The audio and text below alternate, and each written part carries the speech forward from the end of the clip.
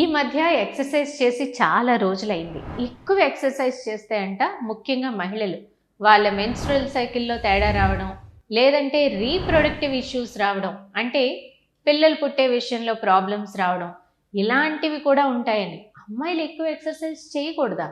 అసలు ఇన్ని అనుమానాలు ఎందుకు? ఇవన్నీ ఎందుకు? దీనికి ఏమైనా సైంటిఫిక్ బేసిస్ ఉందా? ఐవీఎఫ్ స్పెషలిస్ట్ డాక్టర్ రామరాజు గారిని అడిగి తెలుసుకుందాం. డాక్టర్ గారు నమస్తే. Happy to be back. Exercise చేస్తే మెన్స్ట్రువల్ హెల్త్ ప్రాబ్లమ్స్ వస్తాయి, లేకపోతే రీప్రొడక్టివ్ హెల్త్ ప్రాబ్లమ్స్ వస్తాయని. That's a very important question అండి. రీజన్ ఎందుకంటే we equate exercise with health, but we don't equate excessive exercise with ill health. If you don't do exercise, మన body mass index 30 దాటిన నుంచి disturbance వస్తాయి. అలాగే appropriate exercise చేసినప్పుడు we keeping our body in fit state. Excessive exercise చేసినప్పుడు where there is an energy deficit and fat 15% కంటే బాగా తక్కువైపోయినప్పుడు menstrual disturbance వస్తాయి. అంటే మహిళలు ఎక్సెసివ్ ఎక్సర్సైజ్ చేస్తే ప్రాబ్లమ్స్ ఉంటాయి, మోడరేట్ ఎక్సర్సైజ్ చేస్తే పర్వాలేదు. So for example the whole concept ఏంటంటే 1953లో a group of scientists have published the data. That was a surprise at that time. They linked excessive exercise in athletes to their menstrual cycles and prove hormonally what hormones are disturbed. If you see top performing athletes, thinga untaru, at a certain point their total fat percentage comes on way below the 15%. We think fat is ill health. Fat plays a vital role in many functions. Excessive fat and poor or deficient fat also affects reproduction. అంటే fat కూడా మంచిదే అంటారు, అంటే moderately. అంటే healthy fats. Cholesterol is a molecule which plays vital role in the body. A normal human being thinks cholesterol is bad. If cholesterol does not exist, we may not live. So cholesterol has a role. It has a role in transporting many messengers, proteins to different parts of the cell. Suppose high performing athletes or high performing sportsmen only, they do extreme levels of exercise where the muscles are built up, but the fat disappears. Fat disappears, they go into irregular cycles.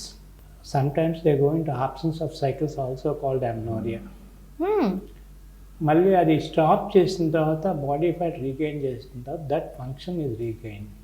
ఎథ్లెట్స్లో ఈ menstrual cycle రెగ్యులర్గా ఉండకపోవచ్చు, దానివల్ల reproductive health మీద impact ఉంటుంది. కొంతమంది women ఈ మధ్య మరీ ఎక్కువగా చూస్తున్నాం, మేము 2 గంటలు యోగా చేస్తాం, 3 గంటలు మేము రోజు ఫిజికల్ యాక్టివిటీ. కొంతమంది dancers 1 hour yoga, stretch exercises, హార్ట్కి రిలేటెడ్ ఎక్సర్సైజెస్, కార్డియో అంటున్నారు. సో వాళ్ళ మీద కూడా ఇంపాక్ట్ ఉంటుందా? అంటే exercise are define into low intensity, medium intensity and high intensity exercise. High intensity exercises done for long period in women will effect menstrual cycles.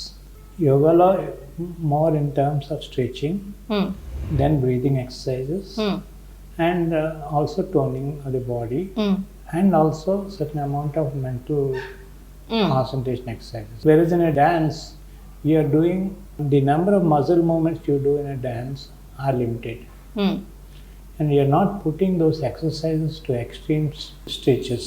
Whereas when you look at weightlifting or high intensity treadmill or any of this thing, you are literally burning out energy and you're producing energy deficit state for prolonged period of years, then your fat comes down. వాళ్ళకి చూస్తే skin చూసుకుంటే fat ఉండదు. sometimes they feel happy about it, but they also do not understand a human body needs a certain amount of weight, which is a BMI between 18 and 25. If we are becoming less than 18, we have health problems.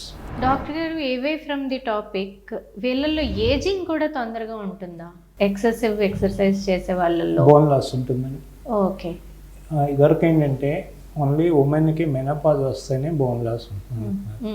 Extreme high intensity exercise, why I'm repeating the word is extreme high intensity exercise, there will be also drop in estrogens, okay, drop in amount of calcium absorption. They might also have bone loss. So a lot of athletes take bone supplementation also. If you really look at it, high intensity exercises ki they have an exercise doctor or a physiotherapist or a nutritionist who is aware of these problems. But it is never discussed in the media or interviews that they are going through menstruation, because even in Indian society or the global society, speaking about menstruation in public is a taboo. So that message is never conveyed that extremes of exercise produce menstrual disturbances. Okay doctor గారు, మీరు exercise అంటున్నారు, ఇప్పుడు urban సెక్టర్లో మాట్లాడుతున్నాం, కానీ రూరల్లో ఈ exercise చేసే కంటే కూడా ఒక శ్రామిక మహిళ పొలం పనులు చేయడం, ట్రైబల్ ఏరియాస్లో కర్రలు నెత్తి మీద పెట్టుకుని దూరం వెళ్ళడం, ఇవన్నీ కూడా ఇంటెన్సివ్ ఎక్సర్సైజ్ కిందకి వస్తాయా? హిస్టారికల్ పర్స్పెక్టివ్లో చూసుకుంటే మ్యాన్ ఎవల్యూషన్లో they use to go for hunting, they use to go for long walking, both men and women. అక్కడ it can be considered as moderate exercise. They never did extreme exercises to the point of exhaustion. So ఈ women ఉన్నారనుకోండి, they are doing their work which is energy expenditure. It can be considered as a mild form of exercise. But that is different from high intensity exercise. You are putting your body forcibly to spend energy in a small amount of time. That is never there in any mammals and also human beings. They never go for high intensity exercise. High intensity exercise every day for a specific purpose of weight loss is burning and producing less fat, and fat is important. So a worker or a lady doing household work or farm work is never an extreme exercise. Okay, Or అది high intensity exercise. కాదు, కాదు, అసలు కాదు. Only ఈ athletic మోడ్లో చేసేదే high intensity. High intensity in a short period of time and for a particular number of hours. They're putting the whole system to exertion and making it completely exhausted. Intensive exercise దీని గురించి ఎవరు ఎందుకు మాట్లాడట్లేదు? కనీసం athletes ముందుకు వచ్చి మాకు ఈ ప్రాబ్లమ్స్ వచ్చాయి అని ఎవరు చెప్పటం లేదు. The problem is women are taken for granted. Second thing is, if you look at the football events or the American women football events, the Me Too movement was there. Yes. And it took them almost 10 years for them to get attention to the problem, leave alone action and punishment was the problem. So whatever said and done, we say gender equality, we say gender neutrality. That I personally feel it's only for the public consumption. In the real world, if you look at in the business world, you don't find chairmen and CEOs number. ఇప్పుడు దీన్ని ఎలా మీరైతే ఎలా చెప్తారు ఇప్పుడు విమెన్కి, ఈ particularly sports విమెన్కి ఇలా rigorous exercise చేసే వాళ్ళకి మీరిచ్చే అడ్వైస్ ఏంటి? The first and foremost is this problem is reversible. This is a price they're paying for the glory they're going to attain. And that's an individual choice. As long as they are informed that this risk is there, very few people leave the sports arena saying I have health issues. The only exception was in Japanese Olympics, where the American athlete said she is not emotionally fit to compete, and she was trolled again and again.